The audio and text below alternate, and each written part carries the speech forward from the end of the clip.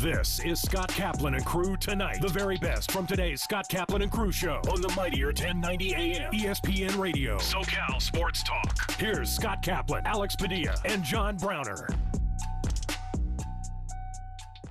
All right, great friends. What's happening? Hey, it is Kaplan and Crew on a Friday afternoon. Grande's got the day off. Jason Lawhead, who crushed it for us last night, headlining our comedy show at 7 Mile Casino, is in today. Hey, Brown Man and Jay Law, before we get into Lakers and the Warriors, before we get into Padres, Dodgers, I'm just thinking out loud here for a second, but now we got to figure out what's next. Like, what's our next event? You know, Alex says that, hey, let's just meet at a Padres game, make things a lot simpler next time. But you know what would be, I think, easier? I'm just thinking out loud here for a second. What if we did something at Del Mar this summer where we had like a party at Del Mar on a Saturday afternoon or a Sunday afternoon? Like, what if we did something like that? You know? Yeah, I like Del Mar. I like the races. I like hanging out down there, and that's a good vibe. Yeah, are we talking opening day, or are we talking about okay? No, opening day is too hectic. I'm talking like, like a day in like late July or early August, where we can all just say, hey, look, we're having a party. We're actually giving away free tickets. You don't have to pay to get in. We'll give you free tickets. We're having a big party on it. Who wants to come? And we'll give away, tickets to 100 people or something like that. And then we'll have a nice little get together. And that's the next time that we all get together. We should do this more often. I loved being with everybody last night, to see Tommy, who was, I thought, on his very best behavior last night. Tommy, I know. Look, I mean, great. Had a hot date last night. And to see my friends Ashley and Peter that were there last night, Don and Lori Benson, Joe Rigby and Bonnie, which I love the Bonnie situation. Pulp Fiction. Casey Rank was great. David P, Danny G, the Godfather, Tito. I love Tito. Yeah. Bernard Thompson, John and Tina last night, Joseph Cabral, his son, Isaac. I'm forgetting people, of course, but just to have this group of people. I mentioned Patrick Williams, I think earlier, and Ryan. And his wife. Yeah. Ryan Miller. Ryan Miller. Big Casey. Yeah. Casey he's a great guy. Great dude. Karina and Gary Cooper, they're showing support last night. People came from all over the place. I mean, the Bensons came from, La Costa, and the Coopers came from out in East County.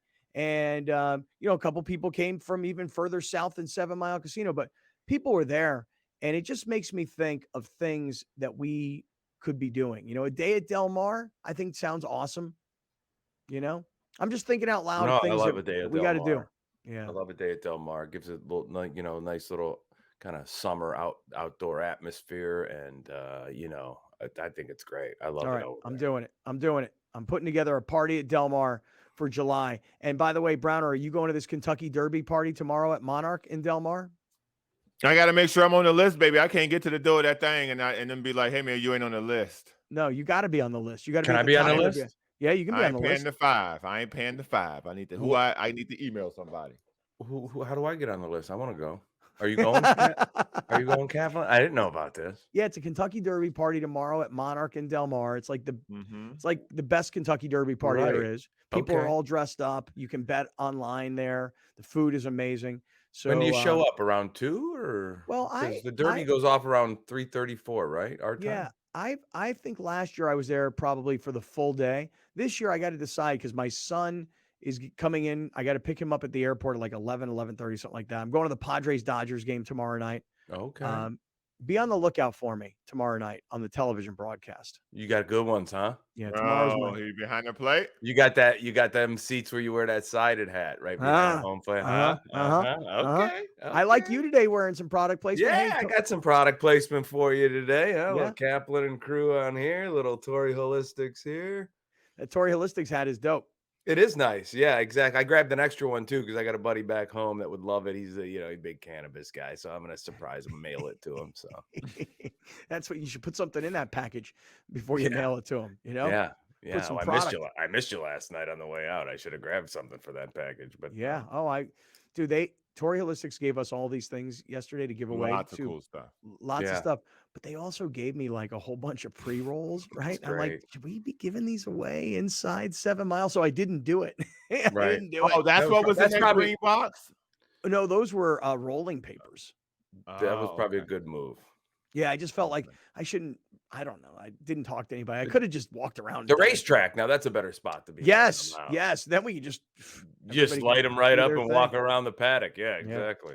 All right, so let me say this. While you guys were performing stand-up comedy last night, several of us were kind of trying to look over your shoulder to see what the score was in the game. I was looking over my shoulder. to see Oh, what the dude, you were score- doing commentary during your I stand-up know, routine. I know, right? You That was know? hilarious.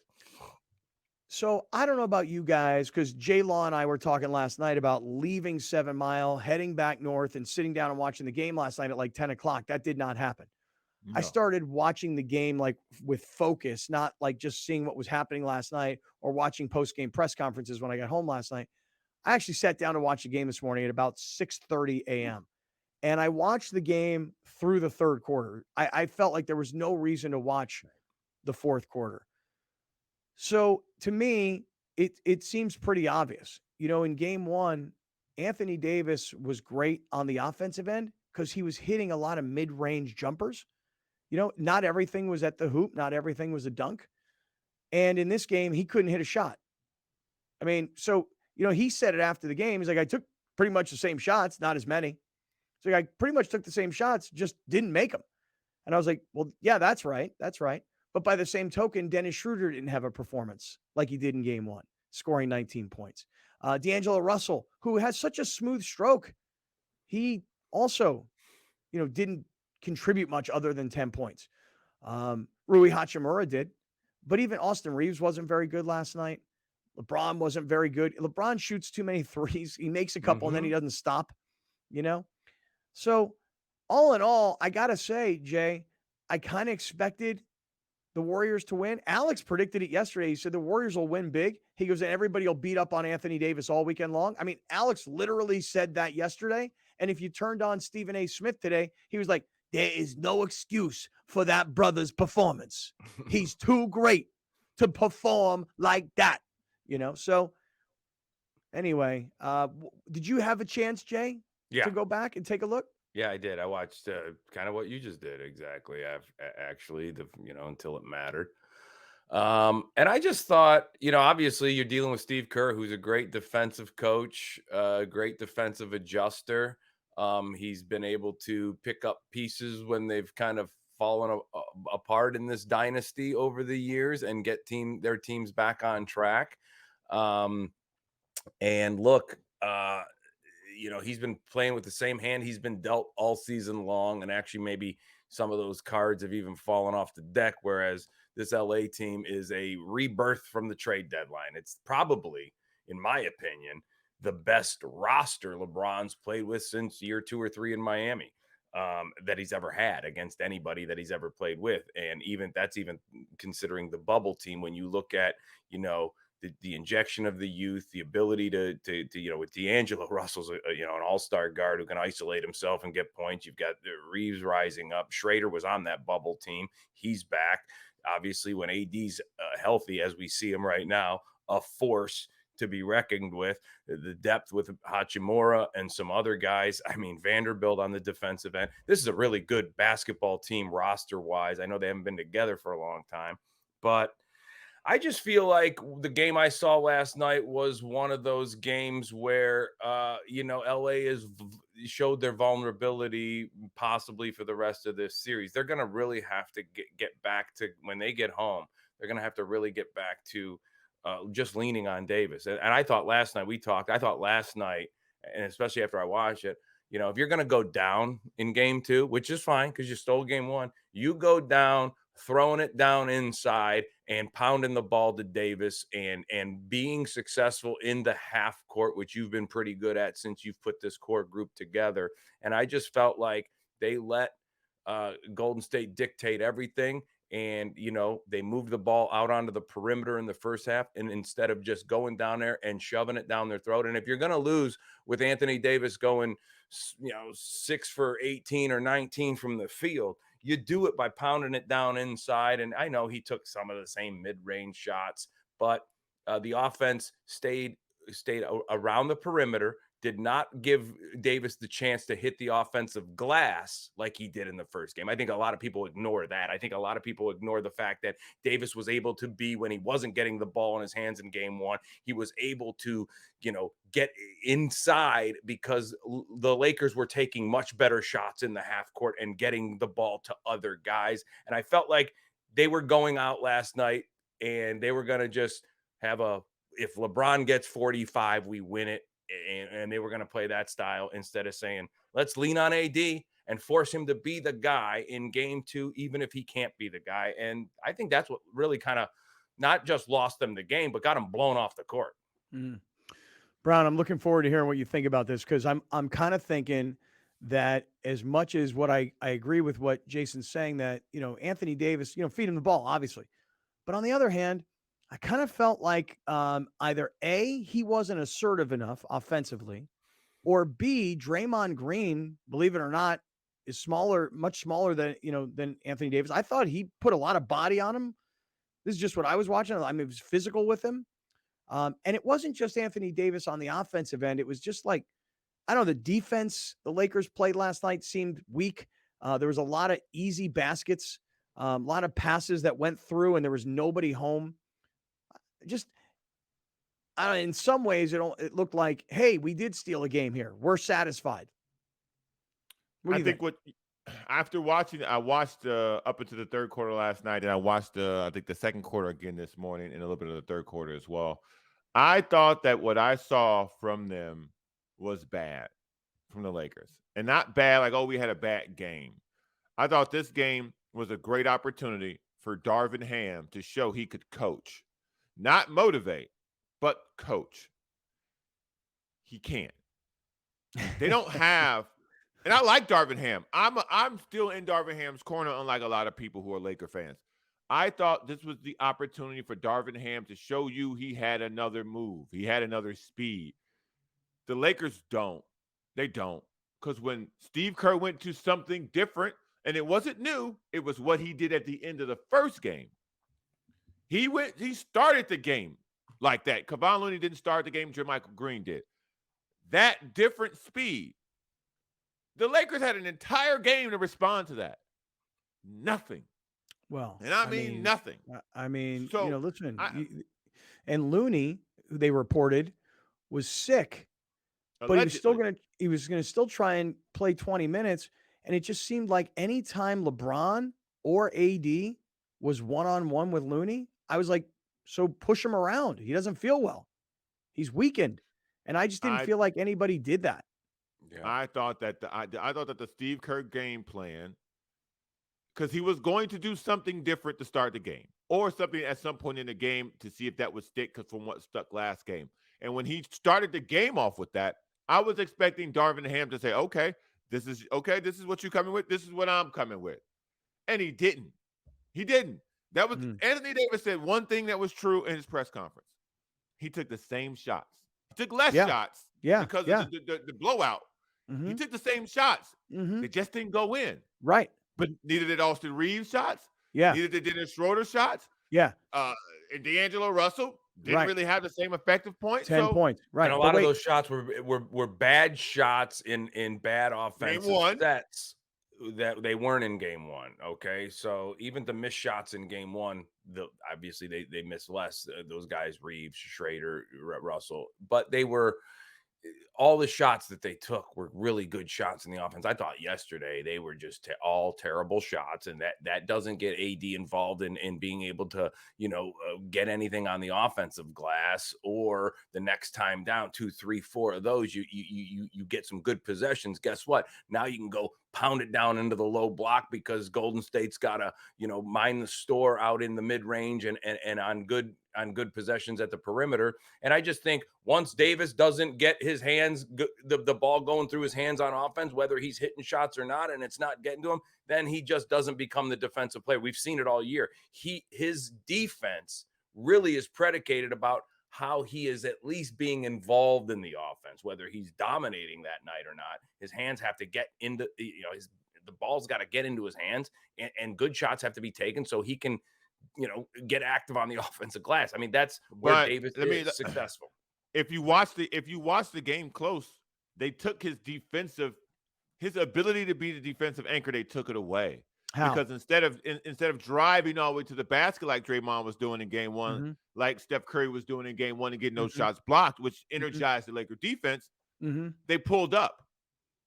Draymond started going to a floater. Steph Curry started going to mid-range jump shots. And so that took away AD's aggressiveness on the defensive end, which then also kind of kneecapped him for what he can also do on the defensive end. And it didn't energize the team defensively because there was no stopper, because there was no need, because there were no layups. Yeah. Listen, on a night like last night, okay, it doesn't take an expert to see what Klay Thompson is doing. Correct. And every time Klay Thompson dropped a 3 and he made 8 of 11, the building went crazy. And the energy that the team and the crowd were experiencing, it was avalanching as the Lakers weren't hitting shots. Right.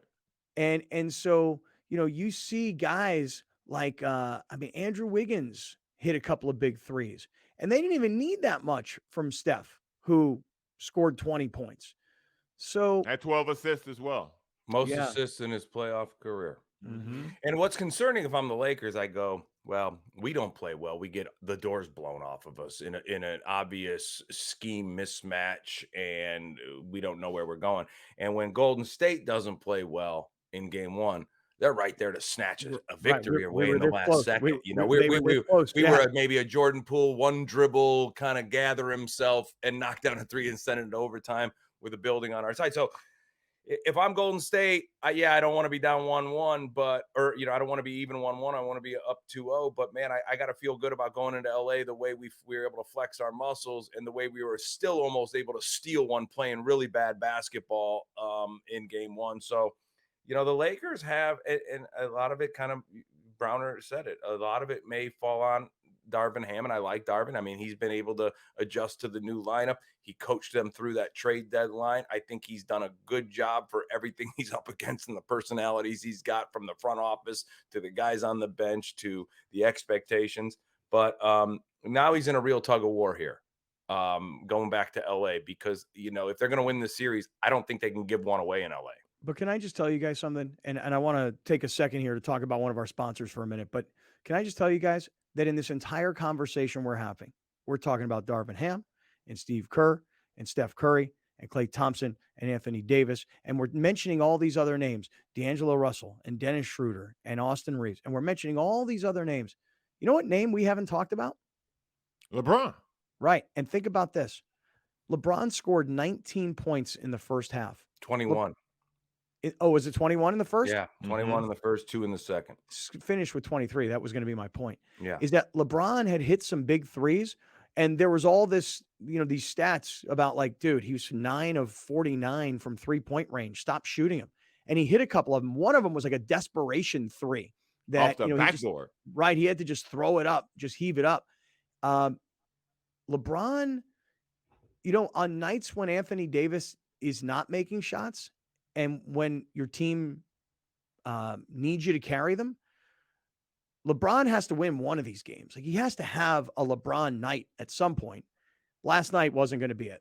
Well, that's the whole point, though. They've built this roster so they don't need him to go get 40. And I feel like that's the way they came out. They were going to be like, this is LeBron's night to be. And maybe, in these types of playoff games against these types of teams, and Steve Kerr's seen LeBron a million times. Like, they had their chance, still down 11, to go into the third quarter and to go into the locker room and go, okay, guys, you know what? This is going to be an AD quarter. If we go down, maybe we miscalculated in the first half. We're going to go down. We're going to go down pounding it to AD and trying to get him to the free throw line. How many times? Davis went to the free throw line one time. But wait.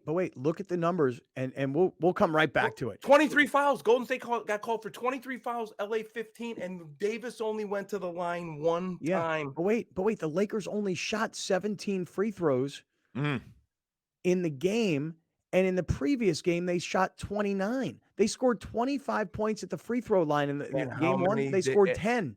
And how many times did Davis go to the line in game one? In game one, Anthony Game one, Davis went to the I line think it was 8 like times. 12.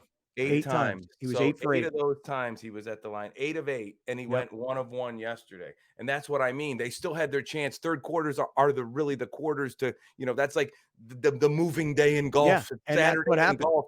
And they didn't go, and they should have just said, okay, this is it. We got 12 minutes to go put it on this guy. And if we get blown out because of that, then we'll empty the bench. Well, but the opposite happened. The opposite happened.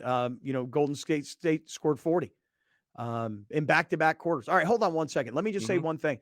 For those of you that are listening and watching right now, hey, this weekend, if you're thinking about a new car, I just want to mention everybody, our sponsor, Penske San Diego, and their website is PenskeSanDiego.com.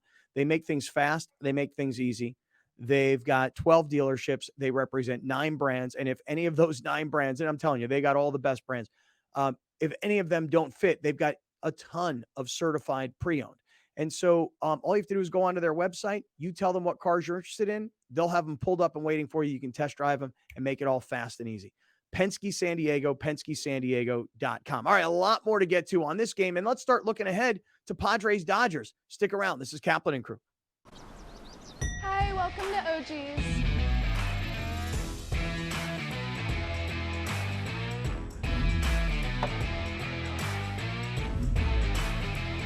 Touching down this football season at OG's has never looked better. You can now eat pizza, drink beer, and earn rewards at select OG's locations. You won't miss a live game when you're watching at OG's. We're going all out, all game, all season long.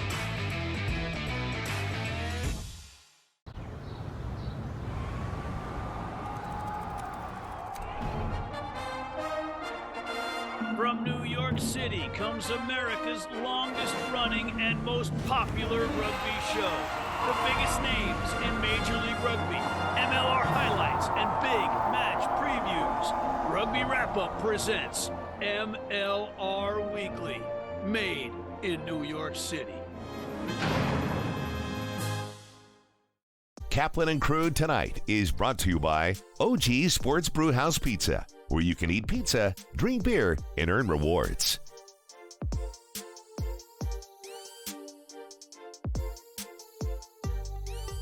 All right, great friends. Hey, we welcome you back inside the 7 Mile Casino Studios, 7milecasino.com. As promised, the head coach of the San Diego State basketball team, I'm wasting no time at all. Coach Brian Dutcher returns to Kaplan and Crew. Coach, how are you today? Top of the world. I'm throwing out the first pitch tonight, so I'm good. That is so cool. Have you ever thrown out a first pitch? No, no, I haven't. I haven't won enough to throw out a first pitch. I guess I finally won enough to get a throw out one. And have you? You better get that arm ready there. Yeah. Have you practiced at all, Coach? No, I remember when Matt Sawyer used to take Coach Fisher out and they throw some warm ups, but I'm just gonna lob it up there. I'm not trying to throw heat or anything. You do know, though, that everybody's watching. Like, if it's a good one, we're all going to go, wow, great job, Coach. But if it's really bad, I mean, everybody's going to have this video. I mean, no pressure. No, I saw Pete Kelsey bounce one in this week, so I already know what it is. Oh, yeah. And you should have seen Browner here down at the Chula Vista Little League this past Saturday. Also couldn't get to the plate. Maybe I'll just set one on like T-ball. I'll set one on a tee. Coach, the obvious place to start is huge congratulations to you, your players, the program, San Diego State as an institution, all the players that came before this group that contributed to the growth of the program.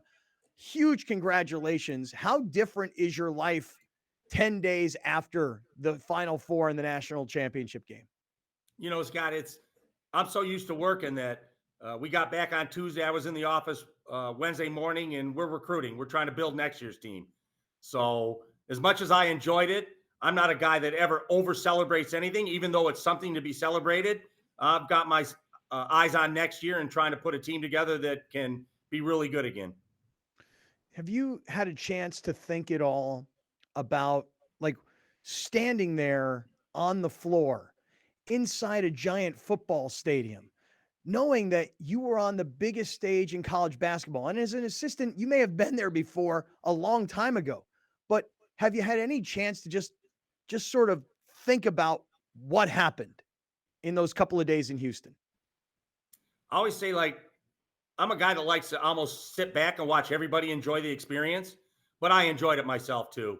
You know, I told my assistant coaches on that elevated floor, I said, I'll see you guys at halftime. Make some notes. So it's a different experience to be up there and coaching on that stage on the biggest platform, and truly a platform, and just watching, taking the time to look out into the crowd and seeing all the great Aztec fan base there to enjoy it. First time experience for all of us, me as a head coach, San Diego State as a participant in the city of San Diego, and just watch everybody kind of celebrate that moment, but at the same time, trying to figure out how to win games. Yeah, it was an amazing run. It really was. Coach, just I'd love to hear what you were thinking when Butler hit the shot that moved San Diego State from the Final Four to the championship game. Could you just go back to what was going on prior to that? Because everybody talked about there's still a timeout. Will he take it? Jim Nantz made mention on national TV. He doesn't have his shooters on the floor. Could you just go back to that sequence and what you were doing? Yeah, it was like the possession before. We were down 3 and brought it up the floor, and I took a timeout. And I wanted to set up a play to try to get a 3 out of a sideline out of bounds. And if we didn't have the 3, throw it to Jaden Ledee and let him go one-on-one, because he just scored one-on-one. And then we scored that basket. I took another timeout, and I looked at the time difference on the clock, and I felt even if they shot the ball, we'd have enough time to get down the length of the floor. And I told him at that time, we are not taking a timeout. And I said, we don't have shooters on the floor. I have 3 bigs on the floor. So cause a miss, get the rebound, get it to Lamont, make sure they're not doubling back trying to intercept that pass. And then you 3 bigs run to the rim, because if he misses, we'll have 3 bigs in to tip it in. And then Micah Parrish, you find space in case he needs to kick for a 3. And so I kind of had a thought in my mind what I wanted to do. But obviously players make the plays in March. Lamont made a magnificent play. They cut him off. He kind of crossed over, came back, and shot a beautiful pull-up jump shot to make me look good as a coach and us look good as a team. Coach, what made this team different from the other 2 teams that you got to the Sweet 16? Obviously, you played UConn. You played big teams in those tournaments as well. But what separated this team from advancing? Like when you beat Alabama, and I think a lot of people thought you could beat Alabama, but when you did it, and then you had this crazy game against FAU, what made this team different as opposed to the other ones you've had in the past? Yeah, this is the greatest team in Aztec history because of how far they went and what they did. I'm not sure it's the best team. So there's a difference. I mean, that Kawhi Leonard team with Malcolm Thomas, Billy White, DJ Gay, that was a team capable of winning a national championship. The X-Thames team with Poe Lee and J.J. O'Brien, Josh Davis, Skylar Spencer, that was a really good team too. But sometimes it's just the path lays out. You win games. And I'm just thinking back, like the other 5 seed was St. Mary's. They played UConn in the second round. What if we're that 5 seed and we play UConn in the second round and get beat? And we're talking about, hey, great, Dutcher got his first tournament win. But it just laid out for us where the path wasn't easy, but we took advantage of the path we had. Coach, you have had the governor of California tweet about you, the vice president tweet about you, and you've got you guys had the city on fire for the program. How has that changed anything that you're doing going forward, and has it opened the door for the recruiting process to become a little bit bigger and a little bit better? This is the talk we had back when we had Kawhi Leonard, Malcolm Thomas, Billy White. We won at such a level, they said, well, boy, you're really going to be able to go out and get some players now. We have players that just went to the national championship game. So we'll continue to recruit how we do. Recruit guys with chips on their shoulders that have a lot of potential, that are about the right things. And I like the way we've recruited over the years. So we'll continue to do what we do. Maybe it'd put us in front of a different kid or 2. But for the most part, we've got good enough players in this program to win in any conference and at any level. Talking to Coach Brian Dutcher this afternoon. It's Kaplan and Crew, and Coach Dutcher is with us. We're still talking about this San Diego State run. And, Coach, I was telling the guys, we're not going to stop. You know, I want to keep talking to these kids. I want them to be known commodities in this town. We know their names, want to know their stories, want to know more about these guys. Because like you said, by virtue of what they accomplish, it's the greatest San Diego State basketball team ever. It doesn't necessarily mean it was the most talented or the best, but I want to keep going with these guys because they really did something special. And I just got to say that this Final Four run it really entranced the whole city was into it. Like I've never seen anything like it before. And when Butler hit that shot, coach, that is like one of the top 5 moments in the history of San Diego sports. Does everybody have a grasp on that quite yet? No, and they asked me at the time how big Butler's shot was. I said, if we win the whole thing, they'll remember it nationally forever, but it'll never be forgotten in San Diego. So that shot will live in San Diego for as long as San Diego State is playing basketball and the city embraces college basketball. So it was an incredible moment. Nationally, it'll be remembered, but not like it would have if we won the whole thing. Yeah, that's true. One of the best things is there's a picture of Lamont Butler and he's letting go of the ball. And for us, just being a little selfish, our man Alex here is standing in the background with his arms raised before the ball has even gone through the net. It was awesome. I knew it was going in, coach. Never had a doubt in my mind. I don't know about you, but I was confident from the stands. Well, me, I'm thinking, is there time left on the clock? What do I have to do? I mean, I put both arms up, but then I was like, what if they put 0.2 of a second on the clock? So I'm still in coach mode. And the same thing can happen against UConn. To go to the Final Four, we really didn't get to celebrate. It's like they're going to put time on the clock. I'm convinced of it. So we have no timeouts. If it's their ball, here's what we're going to do to keep Kalkbrenner from throwing to the rim and getting a lob to tip in to beat us. If it's our ball, we want to throw deep. So all we have to do is touch it. And then the refs come over and say, no more time. So it's like a anticlimactic celebration to go to the Final Four. And same thing with Florida Atlantic. It's like, I'm convinced they're going to put time on the clock. They always do. And so when that moment happened, Dusty May was trying to shake my hand before the refs ruled it good. I said, Dusty, I'm not that guy. I want to make sure they count it before, we shake hands and we start celebrating. Coach, I thought the most impactful thing throughout the tournament was I saw your team's true identity come to the surface. The amount of defense, the 40 minutes of defense from end to end that your team was able to play throughout each game, you could see it was frustrating these other teams you guys were playing because they were used to guys playing like that maybe a couple minutes a game, maybe a half. But when you guys were pressuring guys like that and defending like that the entire time, I think you guys wore a lot of people down. Were you able to get the guys to see that through film study? And did they pick up on it? Or was this just something that all year you guys were doing? It's just our culture. Like when we do a shooting drill early in the year, like we want to make 120 in 2 minutes or whatever that is. And if we don't make it, a lot of coaches say, okay, on the line, down and back. And I'll say, okay, on the line, we're going to do some defensive slides. We're going to do shuffles. We're going to do this and that. Because I tell them there's games where as open as we are, the ball's not going to go in. How are we going to win those games? When we're wide open, it's a great shot. It doesn't go in. Those are the games we're going to win with our defense. So it's just a mindset. It's a culture that we're going to be defense first. And as open as we are, sometimes the ball does not go in. And we're one of a handful of teams that are going to win games when the ball doesn't go in. See, going into this tournament, Coach, and you know this well, but the country learned about it. Going into the tournament, you were 0-3 in the NCAA tournament as a head coach at San Diego State. Now you're 5-4. Over 500. That's not very good. Well, hey, it's better than being under 500. It's better than being 0-3. That all happened in one tournament. And what I thought was really interesting is how we have gotten the chance to see the development of the program. For a lot of America, people are like, wow, San Diego State. And then what they start to do is they say this, Brian Dutcher, one of the top college basketball coaches in the country. Like they start to talk about you differently. Are you a much better coach at 5-4 in the NCAA tournament than you were when you were an 0-3 record? Well, hopefully I'll get paid like a better coach. But Coach I've always been. Yeah. Richard, our sports information director, I asked Richard because I didn't know. I said, how many NCAA tournament games have I been on the bench? Not head coach, been on the bench. I think it was like 56 NCAA tournament games.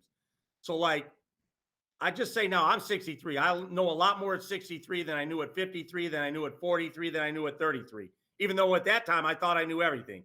So if you can survive in this business, those experiences pay off. And so I chose my path wisely. I knew I wanted to retire as a coach. Sometimes you think you're going to be the coach that takes a lesser school and resurrects it.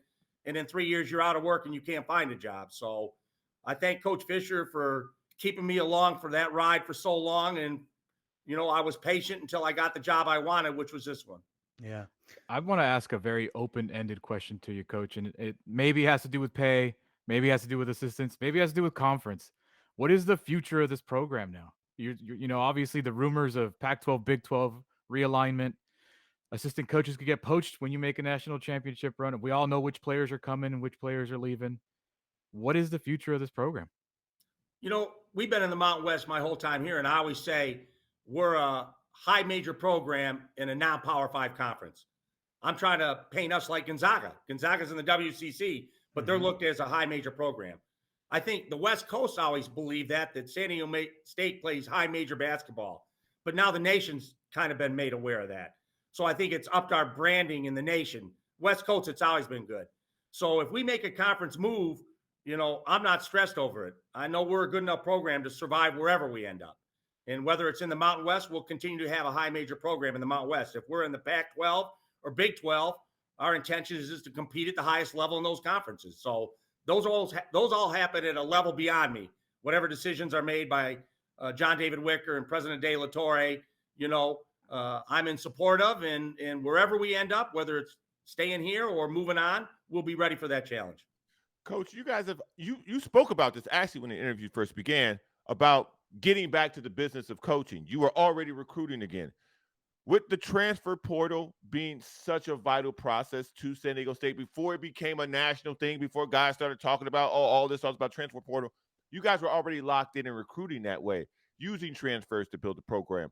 Now that everybody is such a focal point of the transfer portal, has it changed the way that you guys operate within it? It's all NIL. NIL is everything in the portal right now. And, some of these players are being offered $260,000. If you're a big center, you might get $1 million, like a Dickinson or a kid at Kentucky. And so there's a lot of money being thrown around in the portal. And so we have to navigate that. We're not throwing that money away. We're not paying like that. Yeah. Hey, Coach Dutcher, congratulations to you, to your family, to the program, to the players, et cetera.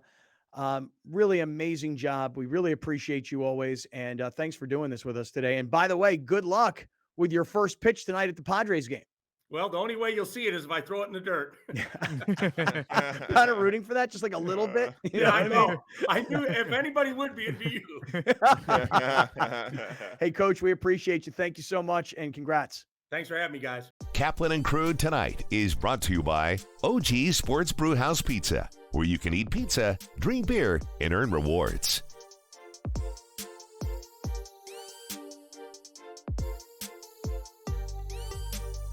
Dominating the SoCal radio airwaves for over 20 years. Join Scott Kaplan, Alex Padilla, and John Browner for Kaplan and Crew every Monday through Friday, 3 to 6 p.m. only on the Mightier 1090 ESPN Radio, SoCal Sports Talk, and the Mightier1090.com. Hi, welcome to OG's.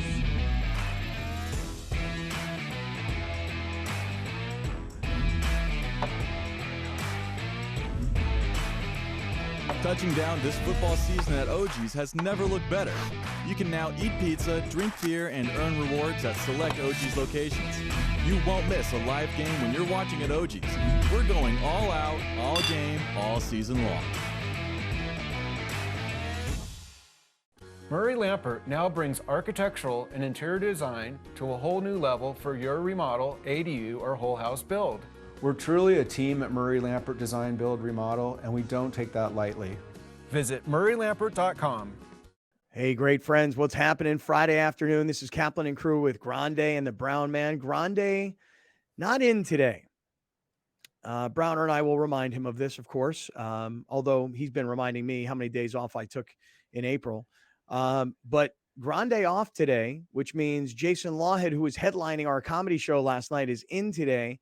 And Grande's off because his buddies are all come down. He got his Padre buddies and his Dodger buddies, and they're having like a bachelor party weekend, even though there's no bachelor and nobody getting married. And I want to talk Padres, Dodgers here in just a matter of moments. But Brown Man, J-Law, any last thoughts on what happened last night between the Lakers and Warriors, a game that we were trying to watch while you guys were performing, and all three of us had to get up early this morning to rewatch the tape. I think when the Lakers come home, playing in front of their home crowd, the energy that they will feel from that, and exactly what you said earlier, Jay, go back to plan A. Keep feeding the ball to Davis. And by the way, I read an article earlier this morning, and I'll give you the exact numbers, but he has gone literally in every playoff game so far.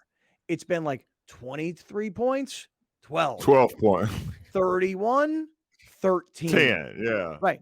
Yeah. 30, then like all odd games are big games, all even games are bad games. Games 1, 3s, and 5s in the first series, and then game 1 here, all great ball games. Games 2, 4, and 2 again here, bad ball games. Shooting percentage about 20% lower in the even numbered games in these first opening 2 series. Yeah, I mean, I knew it like when I saw it last night that Anthony Davis had not, played well statistically. And then when I went back and I watched it, I was like, wow, 11 points, 5 for 11 from the field, and 1 for 1 on free throws. You can't win with him scoring 11 points. He's said it in the past. They had that one game, the one overtime win against Memphis where LeBron carried them. That was the LeBron 20-20 game. Mm-hmm. And he scored like 12 in that game. But he said after the game, we're not going to win if I don't score. Right. But you also got in that game, and all those points came late. Well, in that game, he scored 7 in regulation. He scored 12 total. I think in that game you got 20 from Austin Reeves. You had 20 from Hachimura. You had 17 from Reeves. Like you had a bunch. Russell made a bunch of shots in that game too. Here's Anthony Davis, all playoff games this year. So starting with Memphis, 22, 13, 31, 12. Game 4. 31, game 16. 5. 30, game 1 of this series, 11 last night. Right. I mean, dude. It's called the pattern, people. Yes. Well, this is what I'm getting at, is that in game 3, Saturday in LA, when most of us are watching Padres-Dodgers, which I will be at that Padres-Dodgers game on Saturday, but I'll have my phone. I'll have that game on because I'm going to be multitasking. I'll have one of those AirPod thingies, and then I'll be watching the Padres and the Dodgers in front of me. I think Anthony Davis will do what the pattern says. I think he'll have a 30-plus point performance, and I think the Lakers will win game 3. Well, he has to. I mean, go ahead. I don't think I think regardless of what he does, that won't affect the Warriors. Now, here's the difference between the two. The Warriors have done this a lot. So Anthony Davis coming out and getting 40 won't necessarily dictate the way that they play like it would against Memphis. The Warriors are they have more experience than the Lakers, and oftentimes you can't say that about a LeBron team. He's got so much experience. That experience outdoes the other team's experience alone. In this particular series, the Warriors will not be thrown off by anything that happens at Crypto Staple, whatever you want to call it. They're going to come in with a game plan ready to execute. And I think the Warriors are going to jump on them quick. I don't think this is going to be one of those things where the Lakers come out to get a 12-2, a 14-4 start of the game. This might be a 10-0, 8-0 Warrior thing because they're going to come in knowing that the Lakers have to win game 3. And that's the experience that they have because they did the same thing to Sacramento. What do you think, Jay? What do you think the chances are for the Lakers on Saturday? Well, this isn't the Grizzlies, right? So, and so, yeah, he might be able to go for that 25 or 30 or 35. But like I said in game 1, he had a huge game in game 1 and Golden State played as bad as probably Golden State can play. And they were right there to snatch away a victory. I feel like, he's had the luxury. Let's not forget, as great as we're touting AD so far in the games he's been great in, he's had the luxury of Memphis having their 2 biggest guys. I mean, big fellas. I mean, Steven Adams would have worked him over physically throughout that series, and it could have went a different way for the Lakers early in that series. Now he's playing yet another undersized team. Now, this is just the way they're built. They've gone away from trying to play guys like Kuminga. I mean, obviously, Looney was sick in game 2. He's been a big piece, but he's not going to carry. I mean, Memphis had 2 big guys they could have thrown at him, along with physical perimeter players that come and help defense. And not to forget the athleticism of Brandon Clark being out as well. That's what I mean. So, and now you got the luxury of another undersized team, which I don't understand why they're not just going to go throw him the pill and pound it to him. Because even if they do get through this series somehow, if he has every odd game that carries them and they get to game 7 and they win it 4-3, he's going to have a Nuggets team possibly waiting for him. And now we're going to see an Anthony Davis. Can he sustain himself against, a physical Jokic, a physical team? Like Denver is? They're not going to be undersized against AD. They're going to be able to go chase the perimeter. So huge game. But can they do all the other things right in the half court that they did in game 1 to furnish Davis's performance to make them win basketball games? Because this isn't the Grizzlies, this is the Warriors. Yeah.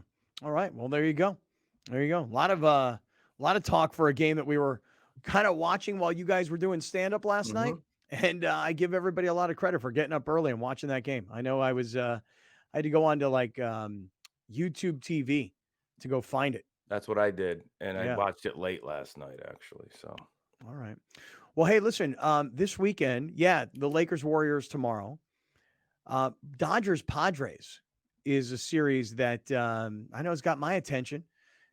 Just looking at the pitching matchup tonight. A friend of mine told me he was going to the game tonight. I was like, dude, tonight's the night.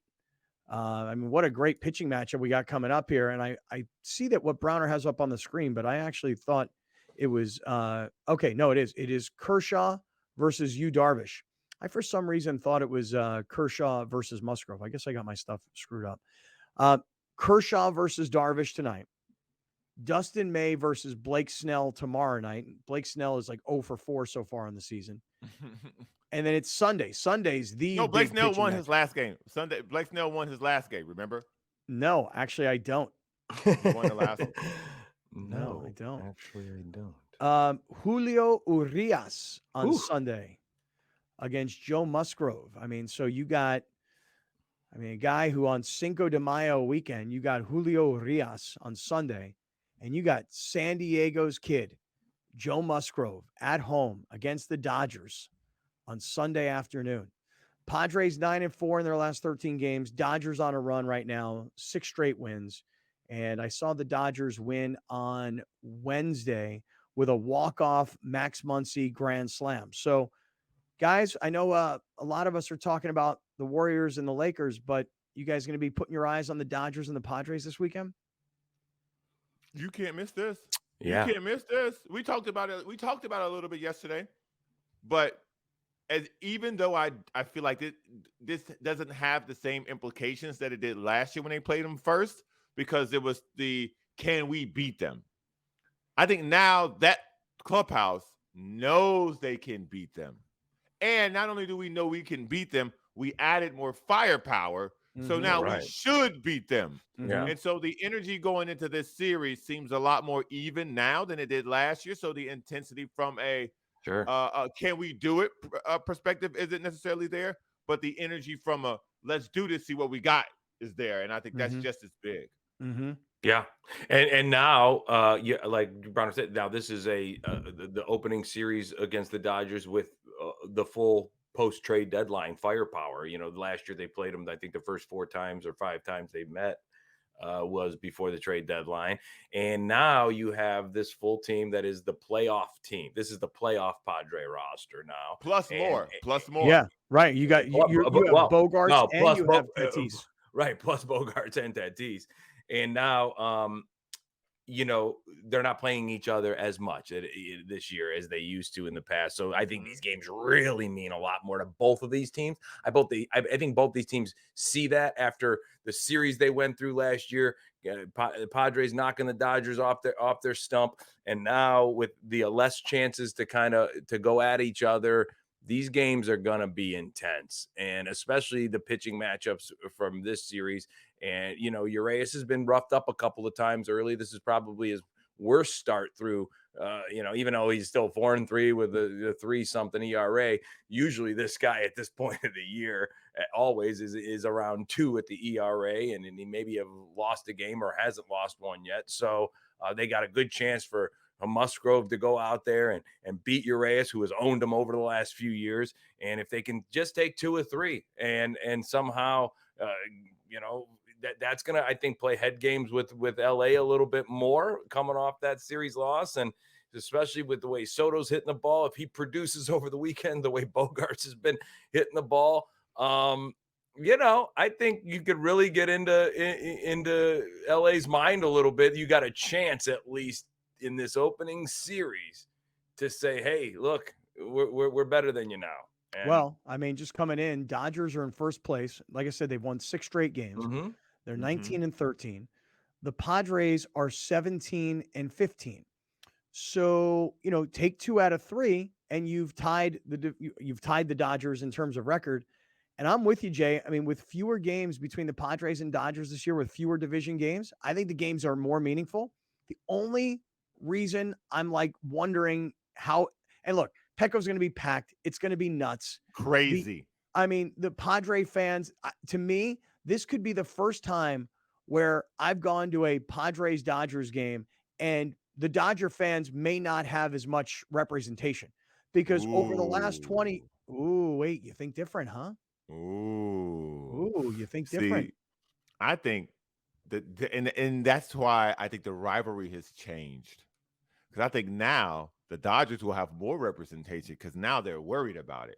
Oh, no. See, I see it differently. I'll tell you how I see it. Really? Yeah, here's how. So here's the thing, Brown.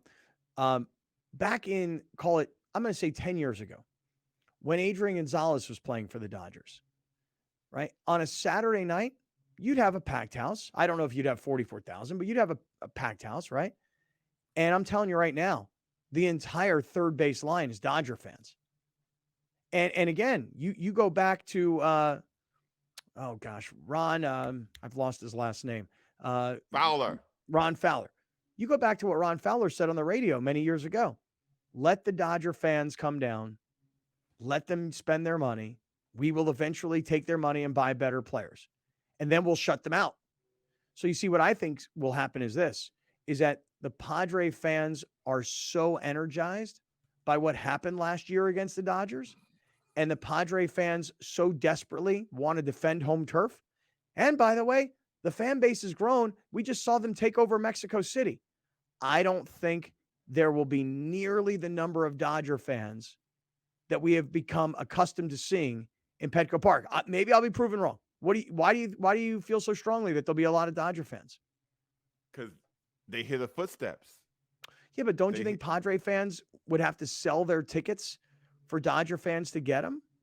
This is when you pay for the rest of your season.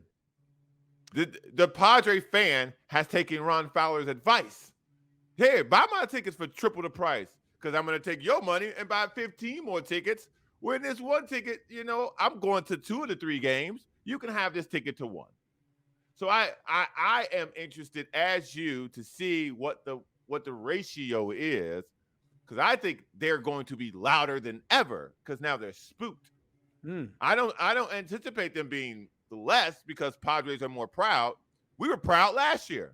What do you think, just Jay? poked out last year. What do you think? I mean, you think Dodger fans are going to A, come down, and B, get tickets? I mean, maybe they won't get the tickets at the rate they've gotten them in the past, perhaps. But yeah, they're going to come down. I think they're going to still be there. I think you're still going to see Dodger blue any chance you get down here in San Diego with the limited amount of times that they're playing they both lose a home series this year with the new rules. I mean, they only, instead of each team hosting each other 3 times, it's only twice. So they get them once in the first half of the season coming to San Diego. They go to LA once. In the second half, same thing. They come to San Diego once, and the Padres go to LA once. It's not 3 and 3 again.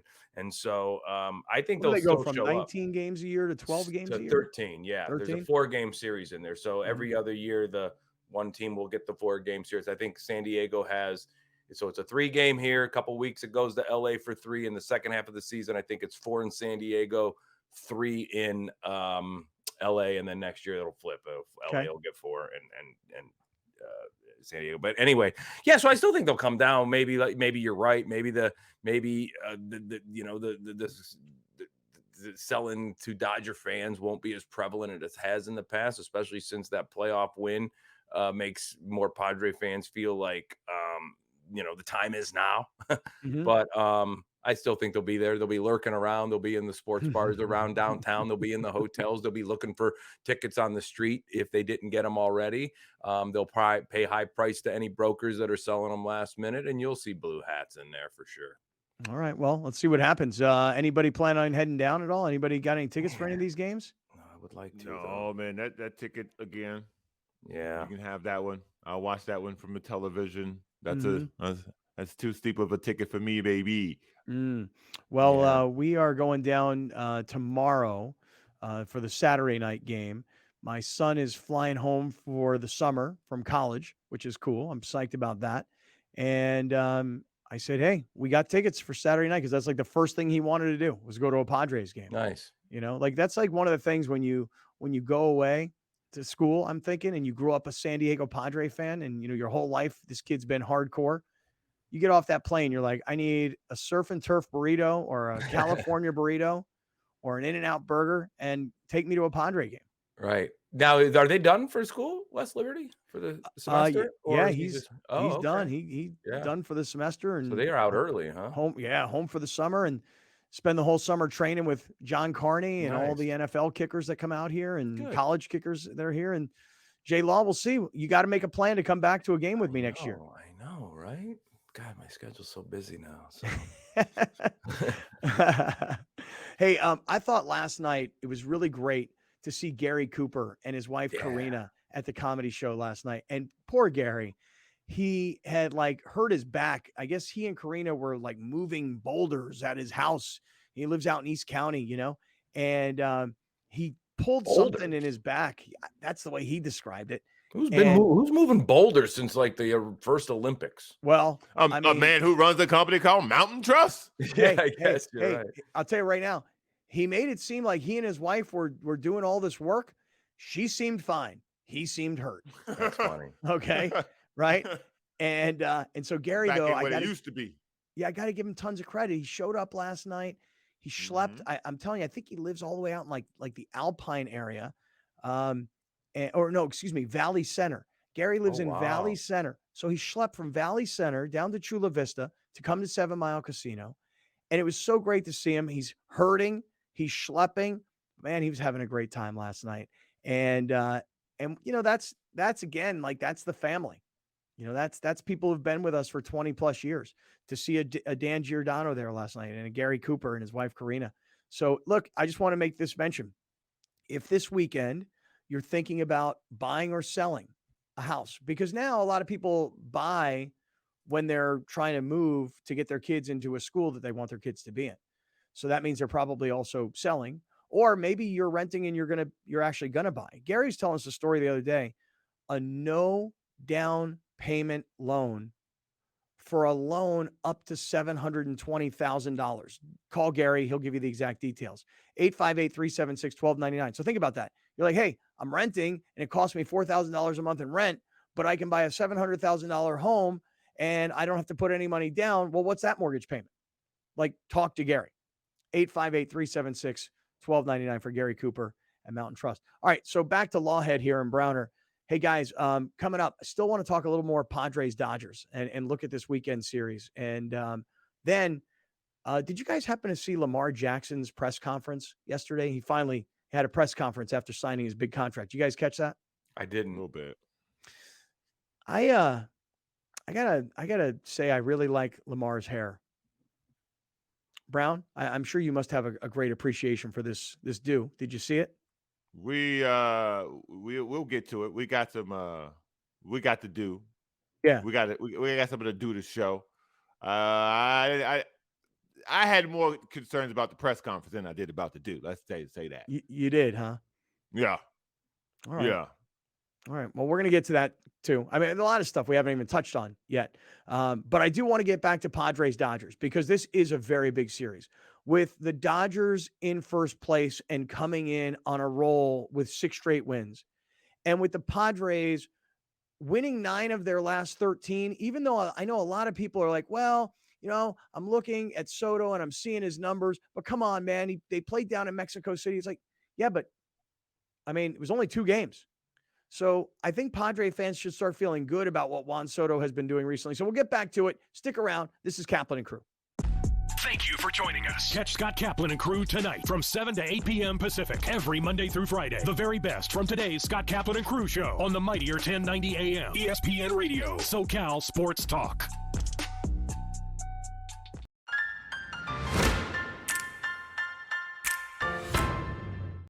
Next.